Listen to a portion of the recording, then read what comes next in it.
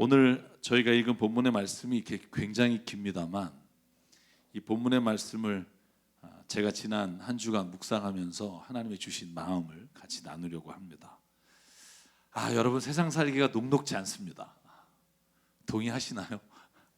이제 3년이 돼가니까 여기저기서 정말 힘드신 분들의 이야기를 너무 많이 듣게 돼요.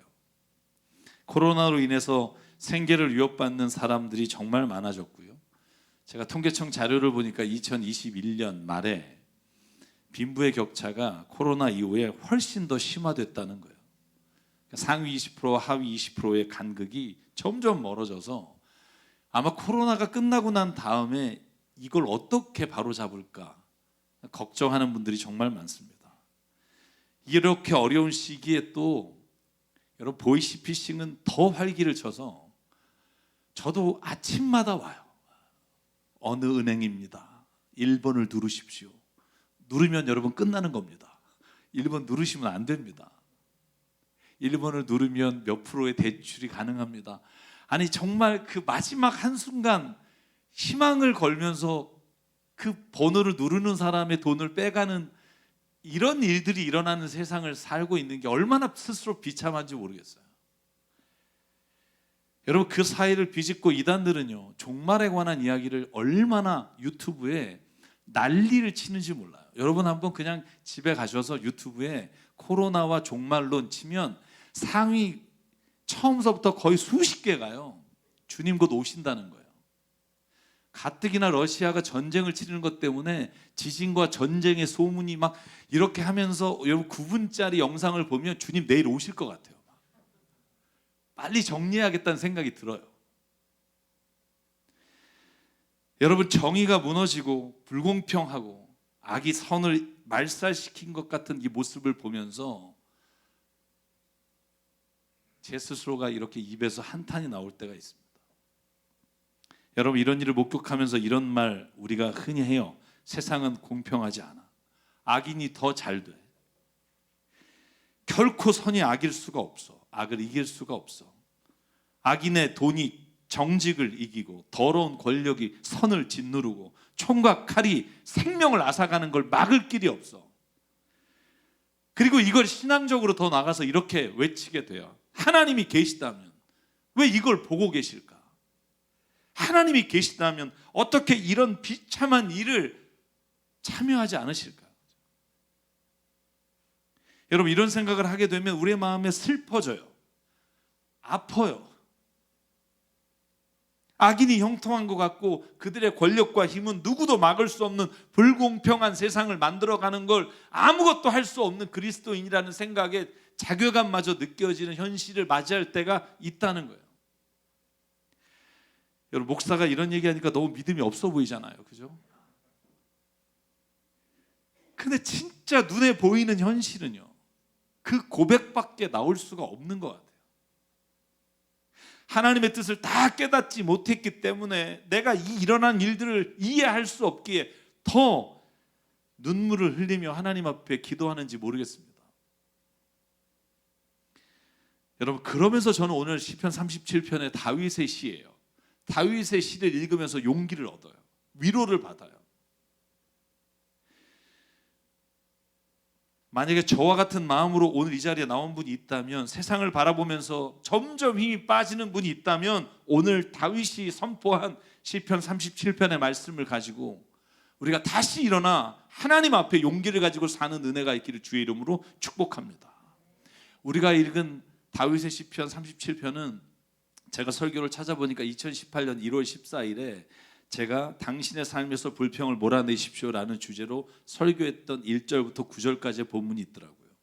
그때 이 본문을 보면서 다윗의 이 어렵고 힘든 상황 가운데도 하나님 앞에 불평이 아니라 소망을 기도한 내용에 제가 말씀을 집중했다면, 이번 한 주간 제가 이 시편을 읽으면서 저의 마음에 주신 말씀이 설교의 제목이었어요.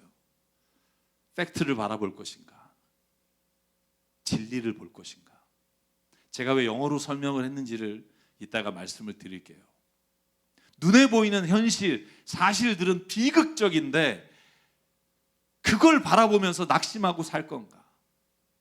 아니면 진리의 말씀을 우리가 따라가며 세상을 이길 것인가? 이 선택과 결단 앞에 서 있는 사람이 저는 그리스도인이라고 믿습니다. 여러분, 다윗이 젊은 시절에 얼마나 힘들고 어려웠는지 우리가 너무 잘 알잖아요. 15살의 나이에 골리앗을 물리치고 이제 왕이 될 것만을 기다리고 있던 다윗에게 고난이 찾아오잖아요. 그것도 1, 2년이 아니라 15년. 자기의 장인어른이 자기를 죽이려고 3,000명을 끌고 다니는 이 현실 앞에 여러분 얼마나 그 마음에 비참하게 여겨졌을까. 여러분, 자기 아내마저도 여러분 아버지 때문에 헤어지고 아둘람 굴, 그리고 이방 저 가드나라까지 피신하며 미친 척하며 침을 흘리며 거품을 물며 도망다니는 그 삶을 바라보면서 얼마나 절망했을까. 여러분, 저는 다윗의 이 시편을 이해할 수 있을 것 같아요. 여러분, 오늘 저희가 37편을 읽었지만 거꾸로 73편도 동일한 내용이에요. 여러분, 73편을 보면 다윗이 4절부터 13절 이 긴 구절 동안 하나님 앞에서 절규하며 토하는 내용이 있어요. 제가 그걸 한번 길지만 요약해서 읽어볼게요. 아기는 죽을 때의 고통을 당하지 않는 것 같습니다. 몸은 멀쩡하고 오히려 아기는 윤기가 흐릅니다. 사람들이 흔히들 당하는 그런 고통이 왜 그들에게는 없으며 사람들이 을에 당하는 재앙도 왜 그들에게는 아예 가까이 가지 않는 겁니까? 이 다윗의 절규예요. 자기는 아둘람 굴에 숨어서 평생을 이렇게 비참하게 끝낼 것 같은데 자기를 따라다니는 악인들은 오히려 아무런 고통을 당하지 않는 것. 여러분, 이게 다윗이 고백하는 그의 외침이에요. 6절, 오만은 그들의 목걸이요 폭력은 그들의 나들이 옷입니다. 그들은 왜 피둥피둥 살이 찌며 거만하게 눈을 치켜들고 다니며 마음에는 헛된 상상이 가득합니까? 언제나 남을 비웃으며 악에 찬 말을 쏘아붙이고 거만한 모습으로 포곤하기까지 합니다. 입으로는 하나님 하늘을 비방하고 혀로는 땅을 휩쓸고 다닙니다. 하나님의 백성마저 진짜 안타까운 건 그들에게 홀려서 물을 들이키듯 그들이 하는 말을 그대로 받아들이며 덩달아 말합니다. 하나님인들 어떻게 알 수 있겠느냐? 가장 높으신 분이라고 무엇인들 다 알 수 있겠느냐 하며 말합니다. 그런데 놀랍게도 그들은 모두가 악인인데도 신세가 언제나 편하고 재산은 늘어만 가는구나. 여러분, 13절이 가장 비참해요. 한번 같이 읽어볼까요? 시작. 이렇다면 내가 깨끗한 마음으로 살아온 것과 내 손으로 죄를 짓지 않고 깨끗하게 살아온 것이 허사라는 말인가? 이 질문 앞에 서게 되는 거예요. 나만 왜 하나님 말씀 지키며 사는 게 오히려 이렇다면 왜 나만? 여러분, 다윗이 사울을 죽일 수 있는 기회가 2번이 있었다고요. 동굴에서도 그랬고 그가 적군에 들어가서 사울의 물병을 들고 올 때도 그랬고 죽일 수 있는 기회를 그가 죽이지 않았어요. 왜? 하나님을 믿으니까. 하나님의 선하신 손에 맡겨야 한다는 걸 아니까. 그리고 났더니 어떻게 돼요? 더 많은 군대를 이끌고 와서 그가 다른 나라로 도망가서 블레셋의 가드에 미친 척하며 오히려 깨끗한 손으로 선하게 살았을 때 그가 당한 고난이 더 커졌을 때 다윗이 고백하는 말이에요. 회의가 든다는 거죠. 여러분, 이럴 때 없으세요? 와, 진짜 저도 가끔 죄송해요. 이건 저 목사라고 생각하지 말고 들으세요. 가끔 그런 생각 들어요. 내가 진짜 목사만 아니면 진짜 뭐 이럴 때가 있어요.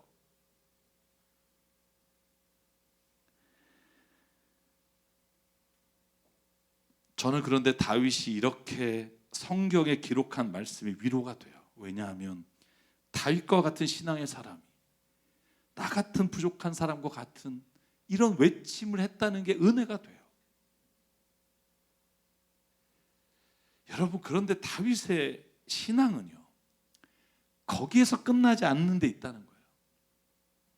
여러분, 73편 16절에 이렇게 말해요. 내가 이 얽힌 문제를 풀어보려고 깊이 생각해 보았으나 왜 이렇지? 왜 악인이 형통하지? 그런데 그것은 내가 풀기에 너무나 어려운 문제입니다. 모르겠다는 거예요. 알아서 따라가는 게 아니에요. 오늘 17절에 이렇게 말해요. 그런데 내가 생각하며 깊이 문제를 풀어보려고 했을 땐 몰랐는데 하나님의 성전에 성소에 들어가니까 악한 자들의 종말이 어떻게 된다는 걸 깨닫게 되었습니다. 그리고 하나님 앞에 이렇게 26절에 고백합니다. 하나님, 내 몸과 마음이 다 시들어가도 하나님은 언제나 내 마음에 든든한 반석이시고 나의 발에 몫의 전부입니다. 주님을 멀리하는 사람은 망할 겁니다. 주님 앞에서 정죄를 버리는 사람은 주님께서 멸하실 겁니다. 하나님께 가까이 있는 것이 나에게 복입니다. 내가 주 하나님을 나의 피난처로 삼고 주님께서 이루신 모든 일들을 전파하렵니다. 아멘. 여러분, 이 고백이 어떻게 가능했을까 하는 거예요. 바라보는 현실은 변하지 않았어요. 여전히 자기를 죽이려고 해야 하는 사람들은 따라다니고 있고, 자기가 오히려 선하게 산 것으로 인해 손해보는 일은 더 많아지는 것 같은데, 여러분, 다윗은요, 눈에 보이는 사실과 현실이 아니라 하나님의 성소에 들어가서 깨달았어요. 아, 이것이 결코 끝은 아니구나 하는 믿음이에요. 사랑하는 여러분, 오늘 저희가 읽은 시편 37편을 통해서 다윗이요, 이렇게 1절과 2절에 말합니다. 악한 자들이 잘 된다고 해서 속상하지 말자. 불의한 자들이 잘 산다고 해서 시샘하지 말자. 여러분, 잘 보시면요, 1번은 팩트예요. 물론 다 그런 건 아니다 이렇게 위로를 받고 싶지만 악한 사람이 잘 되는 일이 참 많아요. 불의한 자들이 잘 사는 경우도 많아요. 근데 다윗은 우리에게 말해요. 속상해하거나 시샘하지 말자. 팩트를 보면 그것으로 끝날 것 같은데, 여러분, 2절이에요. 그들은 풀처럼 빨리 시들 것이고 풍성귀처럼 사그라질 것이다. 풍성귀가 우리 채소의 순 한국말이잖아요. 채소는 하루만 지나면 시들어 버리잖아요. 우리가 눈으로 보는 세상에서는요, 너무나 명확해요. 선한 사람이 고난을 당하는 것 같고 지는 것 같아요. 그런데 그 팩트를 믿음의 눈으로 보니까 그것이 결코 하나님이 창조하신 세상의 끝이 아니라는 걸 보게 돼요. 그게 진리를 봤다는 거예요. 다윗은요, 어떻게 자신이 바라고 있는 사실, 세상의 현실을 보면서도 진리, truth를 선택하며 세상을 이길 수 있었을까 하는 거예요. 다윗은 볼 수 있었다는 거예요. 이 두 가지를 구분할 수 있었다는 거예요. 여러분, 저는 이게 너무나 중요하다고요. 우리가 세상을 바라보면서 우리가 목격하고 우리가 깨닫게 되는 팩트가 있어요. 아, 이런 건 이건 거구나. 머리로 이해할 수 있는 게 있어요. 그런데 그것이 결코 진리는 아니에요. 마침표는 아니라고요. 여러분, 다윗이 만약에 눈으로 세상을 팩트로만 바라봤다면 이런 고백은 절대 할 수가 없어요. 여러분, 시편 37편 9절, 진실로 악한 자들은 뿌리째 뽑힐 것입니다. 주님을 기다리는 사람은 반드시 땅을 물려받을 겁니다. 겸손한 사람은 오히려 땅을 차지할 것이고 그들이 크게 기뻐하며 평화를 누릴 것입니다. 13절, 주님은 오히려 악인을 비우실 것이니 악인의 끝날이 다가옴을 이미 아시기 때문입니다. 사랑 여러분, 다윗이 그가 보는 것으로 인해 판단하지 않고 그가 진리를 찾을 수 있었던 것은 그가 눈으로 보이는 것이 세상의 진리와 가치가 아니라는 믿음이 있었기 때문이에요. 사랑 여러분, 제가 목사이기 때문에 싸우고 있는 사람들 사이에 중재할 기회가 많아요. 우리 교인들이 싸운다는 얘기는 아닙니다. 네. 밖에서도 마찬가지예요. 근데 얘기를 들어보면 양쪽 얘기가 다 맞아요. 이 사람 입장에서 들어보면 이 사람 얘기가 맞아. 이 사람 얘기를 들어보면 이 사람 얘기도 맞아. 여러분, 이 한 사람이 말하고 있는 걸 팩트라고 하자고요. 영어로 이 팩트는요, 앞에 부정관사가 붙어요. a fact라고 해요. a fact. 그러니까 이 사람도 사실이고 진실이고 이 사람도 사실이에요. 그리고 이게 복수도 다 될 수가 있어요. many facts. 여러 가지 사실들이 있어요. 이게 뭐 잘못됐거나 거짓이 아니라고요. 그런데 그 팩트를 다 모아낸다고 해서 트루스가 되진 않아요. 진리가 되진 않는다고요. 여러분, 진리라고 하는 단어에는요, 부정관사가 붙지 않아요. 정관사라는 게 붙어요. 더 철수해요. 이게 무슨 말이냐면 진리는 한 가지지만 사실들은 수만 가지일 수 있다고요. 왜 이걸 기억해야 하냐면 우리가 눈으로 보는 세상의 사실들을 바라보면 길이 없는 것 같아요. 끝인 것 같아요. 그런데 그 사실들이 아니라 우리가 알고 있는 진리라고 하는 빛으로 사실들을 바라보면 그것들의 의미를 알 수 있고 깨달을 수 있는 길이 열린다는 거예요. 여러분 혹시 이런 말 들어보셨습니까? 그 코끼리를 소경이 만졌을 때 사람들이 다 가지고 있는 판단이 다르다는 거죠. 여러분 제가 사진 하나 준비했는데 어떤 사람이 코끼리를 만지면은요, 그러면 그 코끼리가 만약에 상아를 만졌으면 창과 같이 생겼다고 말해요. 그런데 다리를 만지잖아요. 그러면 그건 나무라고 말해요. 어떤 사람은 꼬리를 만지거나 아니면 코를 만지면 뱀같이 생겼다고 말해요. 몸통을 만진 사람은 벽처럼 완전히 아주 튼튼한 벽이라고 말해요. 여러분 우리가 왜 이런 이야기를 이 시간에 드리냐 하면 우리가 아는 사실들을 모아놓는다고 해서 그것이 코끼리라고 하는 진짜 그 진실이 뭔지가 드러나지 않아요. 여러분 이 6명이 모여서 자기가 만진 걸 적는다고 해서 코끼리라고 하는 것을 말할 수 없게 된다는 거예요. 여러분 우리가 세상을 살아가면서 이런 경우가 얼마나 많은지 모릅니다. 우리가 팩트에 근거해서 세상을 보니까 악인이 형통하고 불의한 자들이 너무나 잘 되는 것을 봤어요. 그렇다고 해서 이렇게 말할 수는 없다는 거예요. 그러므로 악인이 형통하고 불의한 자들이 잘 되는 게 진리다, 그렇게 말할 수는 없다는 거예요. 왜냐하면 사실들이 그렇다고 해서 그것이 꼭 진리는 아니라는 거죠. 여러분 세상에 예를 들어서 우리가 사람들을 바라보면 다 이기적이에요. 저는 이기적이 않은 인간을 본 적이 별로 없어요. 여러분 그렇다고 해서 우리가 이렇게 결론 내릴 수 없어요. 인간은 모두가 이기적이어야 한다. 이건 다른 차원의 이야기예요.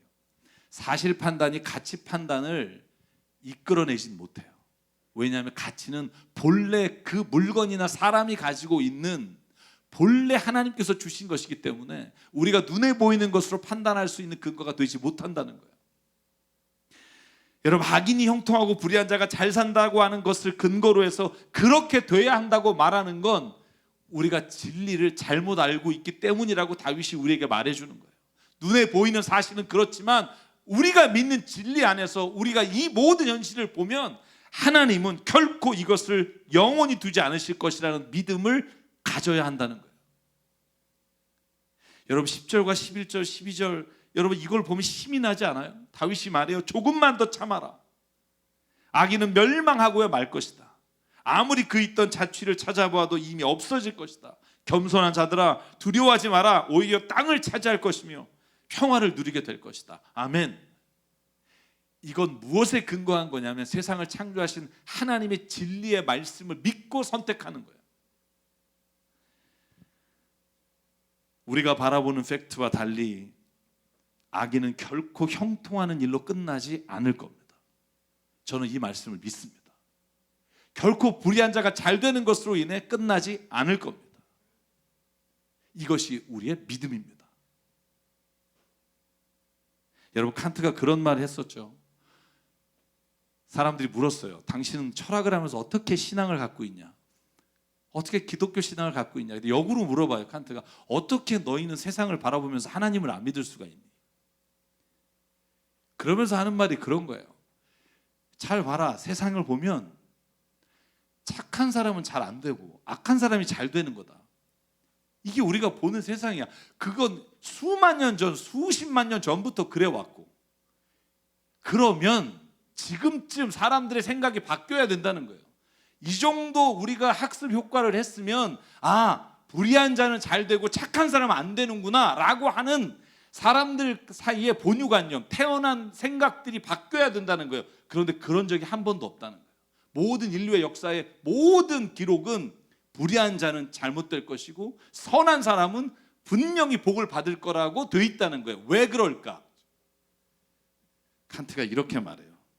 우리가 눈에 보이는 세상의 종말까지는 이것이 진실일 수 있으나 그 너머의 영혼이라는 것을 보면 반드시 우리가 알고 있는, 우리가 믿고 있는 이 신념은 이루어질 거다. 죽음 이후에 그 영원한 세상을 우리가 볼 수 있다면 우리가 갖고 있는 이 생각이 옳다는 걸 확인하게 될 것이다. 와, 저는요 이 힘이 나요.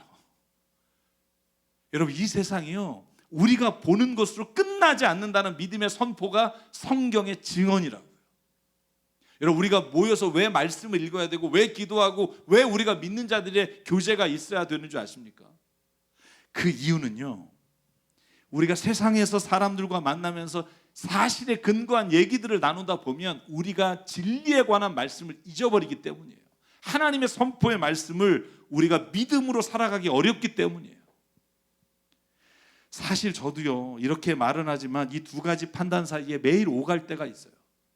어떤 때는요 하나님의 말씀이 확신이 되고 막 새벽 기도하고 여기서 막 기도하고 나면 그래, 오늘도 하나님이 이 모든 일을 바로 잡으실 거야. 믿음과 확신으로 나가요.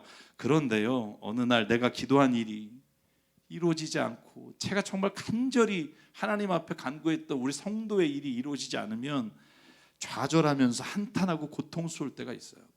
여러분, 이 사이를 오가는 게 우리 이 세상에서 사는 그리스도인들 아니겠습니까? 사랑하는 여러분, 왜 그래서 성경에는 우리에게 기도하라고 하시는지 이해할 것 같아요. 기도하면 오늘 다윗의 말처럼 하나님의 성소에 들어가면 그 말씀과 진리가 믿어지지만 다시 세상을 바라보면 그것이 흔들리게 되는 거예요. 그러므로 사랑하는 여러분, 우리가 세상을 바라볼 때 눈에 보이는 사실이 아니라 진리의 말씀으로 보는 은혜가 있기를 여러분에게 있기를 주의 이름으로 축복합니다. 그러면 바뀌어요.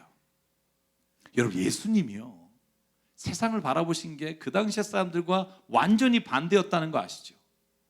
여러분, 마태복음 21장에 보면 예수께서 28절과 31절에 이런 말을 하세요. 여러분, 이 이야기 너무나 잘 아시니까 제가 말씀을 드려볼게요. 어떤 사람에게 아들이 둘이 있었는데 아버지가 맏아들에게 가서 야, 오늘 포도원에 가서 일해라 하고 말했더니 싫습니다라고 말해요. 그런데 그 뒤에 가서 뉘우치고 일하러 가요. 근데 둘째 아들에게 말했더니 네, 갈게요 하고 안 갔어요. 그리고는 예수께서 물으십니다. 이 둘 가운데 누가 아버지의 뜻을 행하는 자냐? 그랬더니 대답합니다. 맏아들입니다. 예수께서 그들에게 말하셨다. 내가 진정으로 너에게 말한다. 세리와 창녀들이 오히려 너희보다 먼저 하나님 나라에 들어간다. 아니, 이게 여러분, 이 말을 들은 바리새인과 율법학자들이 어떤 생각을 했을까요? 아니, 바리새인과 율법학자보다 창녀와 세리가 하나님의 나라에 먼저 들어간다? 이건 도대체 눈으로 세상을 봤다면 그런 결론이 나올 수가 없어요. 정결하게 살려고 애쓰고 하루에도 3번을 하나님께 기도하고 금식을 하고 11조를 드리는 바리새파 사람들과 여러분, 남의 돈을 떼어먹는 세리, 자기의 몸을 파는 창녀들을 보시면서 예수께서 이렇게 말한 것을 견딜 수가 없죠. 그래서 예수를 십자가에 죽이려고 한 이 고난주간이 우리가 지금 지나가고 있는 시간이에요. 근데 예수님이 왜 이런 말 하셨을까? 예수님은 눈에 보이는 사실이 아니라요 그 사람의 속을 꿰뚫어 보는 진실을 아셨기 때문이에요. 여러분, 우리는 겉으로는요 이 사람이 어떤 믿음을 가지고 있는지 알 길이 없어요. 하나님은 마음의 중심을 보시는 자는 아신다고요. 이걸 우리가 진리의 말씀 안에서 보는 것이고, 우리가 하나님을 믿음으로 바라보며 세상을 바라보면 하나님이 우리에게 보여주시는 것이 있다는 거예요. 사랑 여러분, 사도 바울도요 언제나 우리가 눈에 보는 것과는 반대되는 이야기를 해요. 여러분, 하나만 제가 볼까요? 고린도서 6장 9절이에요. 그리스도인들이 모두 로마 앞에 처참하게 무너지고 막 비극적인 현실을 살아가면서 우린 아무것도 아니야, 우린 진짜 가진 것도 없고, 우린 정말 죽은 사람 같고, 우린 비참한 꼴을 면할 수가 없어. 여러분, 그때 바울은 이렇게 말해요. 너 이름 없는 사람 같으니? 아니야, 너는 하나님 안에서 유명한 자야. 죽은 사람 같으니? 보십시오, 살아 있습니다.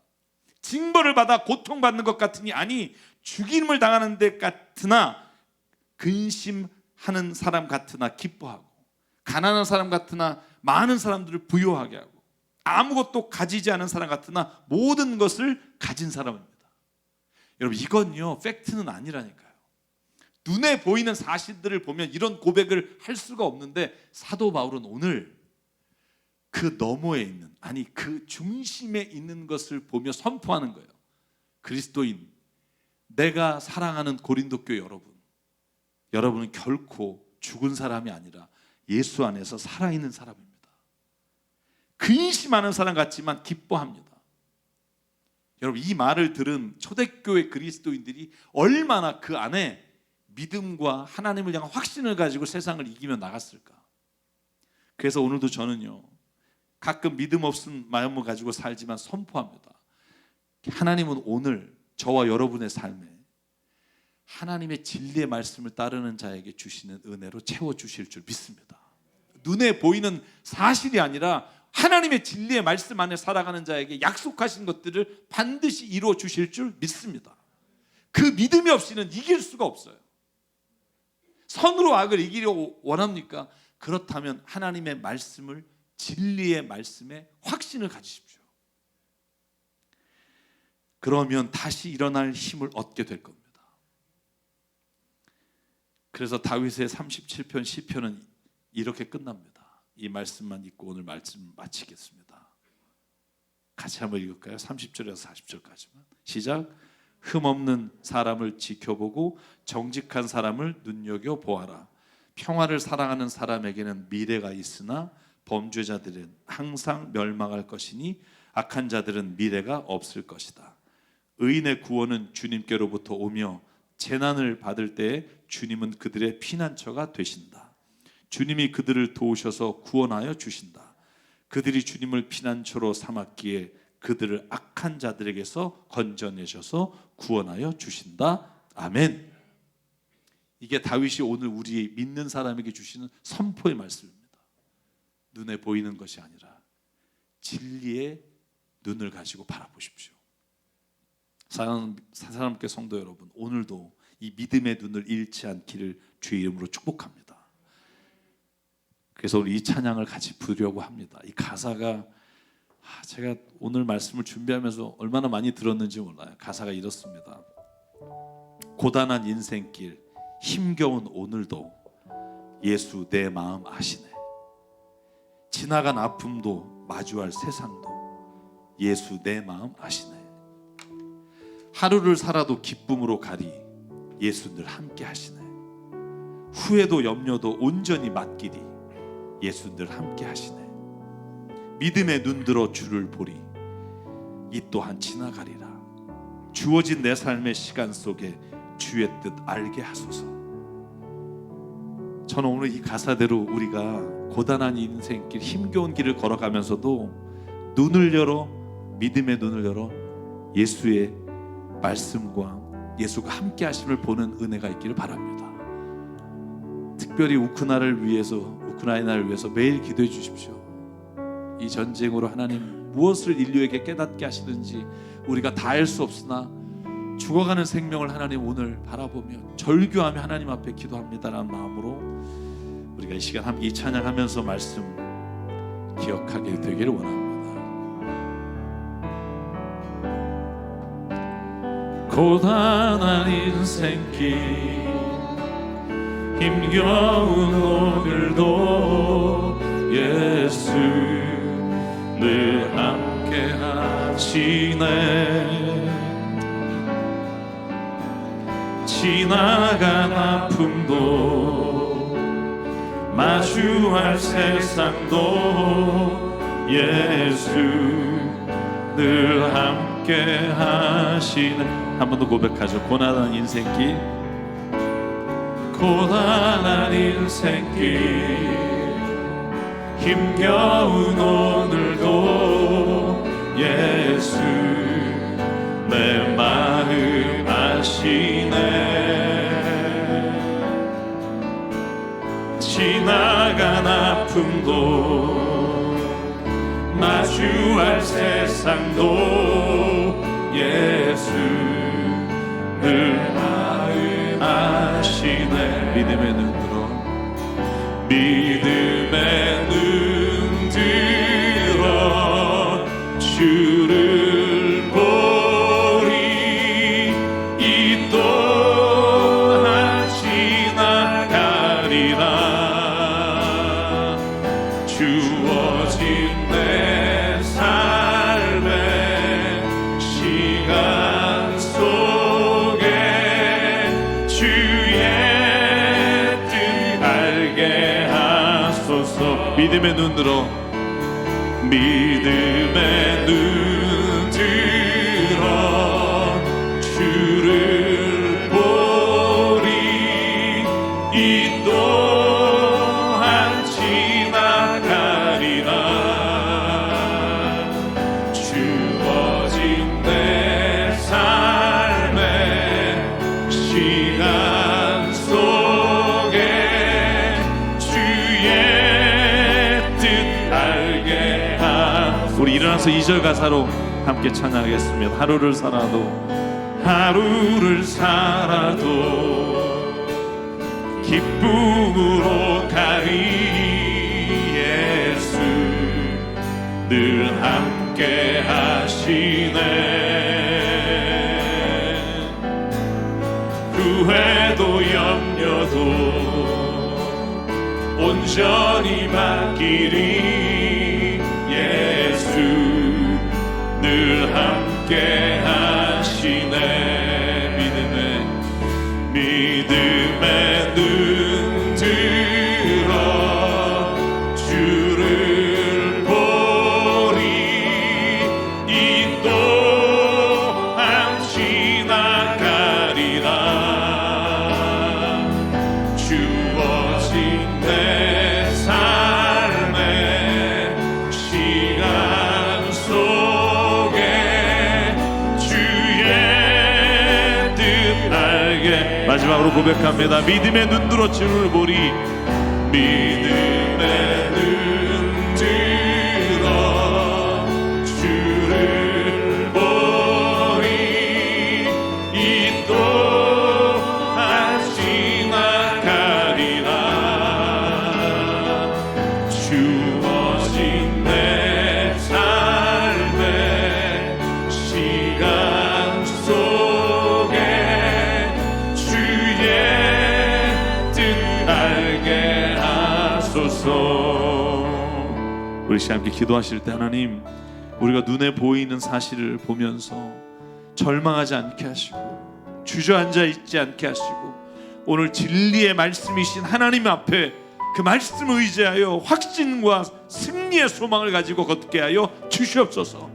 이 모든 고난과 어려움은 지나갈 겁니다. 하나님, 이 믿음이 우리에게 있사오니 하나님, 우리를 주님의 소망 안에서 오늘도 승리하며 걷게 해달라고 이 시간 주님 앞에 한 목소리로 결단하며 기도하겠습니다. 사랑과 은혜 하나님 감사합니다. 오늘도 이 시간 주의 말씀을 의지합니다. 아버지, 다윗처럼 힘들고 고난의 시간에 주님을 바라보고 주시옵소서. 아버지, 눈에 보이는 현실에 막막하고 넘어지고 불의할 때가 얼마나 많은지 모릅니다. 주님, 우리가 믿기는 하나님이 계시죠. 아버지, 그 남은 주관하시고 사랑하시고 오늘도 절망이 아니라 주님 앞에 소망을 바라보고 아버지 하나님 붙잡아 주시옵소서. 아버지 하나님, 온전히 주님의 우리의 자리, 우리 모든 삶의 자리에 하나님의 은혜를 구하게 하셔서 아버지를 바라보고 모든 소망 되신 주님을 바라보고 승리하게 도와주시옵소서. 아버지, 무엇보다 아버지적으로 내 믿음이 현실이 날마다 하나님 지나가리라. 다치지 말고 주님을 바라보고 나가는 하나님 역사에 깨달음에 은혜 내려주시고 시간 속에 들어주시옵소서. 주의 뜻 간절히 기도하옵소서. 삶과 은혜 하나님, 오늘도 고통 가운데 주님 앞에 기도하는 환우분들을 바라봅니다. 우리가 그렇게 기도했는데도 하나님, 아직도 하나님께서 우리의 원대로 응답하지 않은 이유를 몰라 때로는 눈물로 하나님 앞에 간구합니다. 아버지 하나님, 우리가 믿음의 눈을 열어 주님의 진리를 볼 수 있게 하여 주시옵소서. 눈에 보이는 것이 끝이 아니고 전부가 아님을 아버지 하나님 그렇게도 선포하고 바라보면서도 이렇게 다시 좌절에 빠지는 우리의 믿음을 지켜 주시옵소서. 진리를 보기 원합니다. 눈에 보이는 것으로 인해 흔들리지 않는 확고한 믿음을 갖기를 원합니다. 아버지 하나님, 오늘 우리 안에 좌정하시고 우리의 눈을 열어주시사 주님을 바라보며 살아가는 믿음의 사람 되게 하나님 오늘도 인도하여 주시옵소서. 소망의 하나님, 또한 우크라이나 그 땅에 있는 전쟁을 주님께서 그 비참한 현실을 보고 계시는 줄 믿사오니 하나님 아버지, 악한 무리들 하나님 멸하여 주시고 하나님 아버지, 오늘도 주님 앞에 간구하는 그 기도를 들어 응답해 주시옵소서. 오늘 우리에게 주신 생명과 시간과 달란트와 모든 물질이 주님의 것임을 고백하며 이 시간 예물을 주님께 드립니다. 다만 물질이 아니라 우리의 생명과 우리의 시간도 하나님 앞에 드려지는 이 귀한 예물이 하나님의 나라와 뜻을 위해 온전히 사용될 수 있도록 인도하여 주시옵소서. 이제는 우리 주 예수 그리스도의 은혜와 하나님 아버지의 무한하신 사랑과 성령님의 감동, 감화, 충만, 교통, 위로하심이 오늘 이 시간 눈에 보이는 사실들로 인해 오늘도 다시 한탄하는 자리에 가지 않고 믿음의 진리 안에 주님의 뜻을 따라 살기로 다짐하는 여기엔 한 분 한 분 머리 위에 그 가정과 일터 위에 그리고 주님 세우신 새사람교회 위에 지금부터 영원토록 함께 하시기를 간절히 축원하옵나이다. 아멘.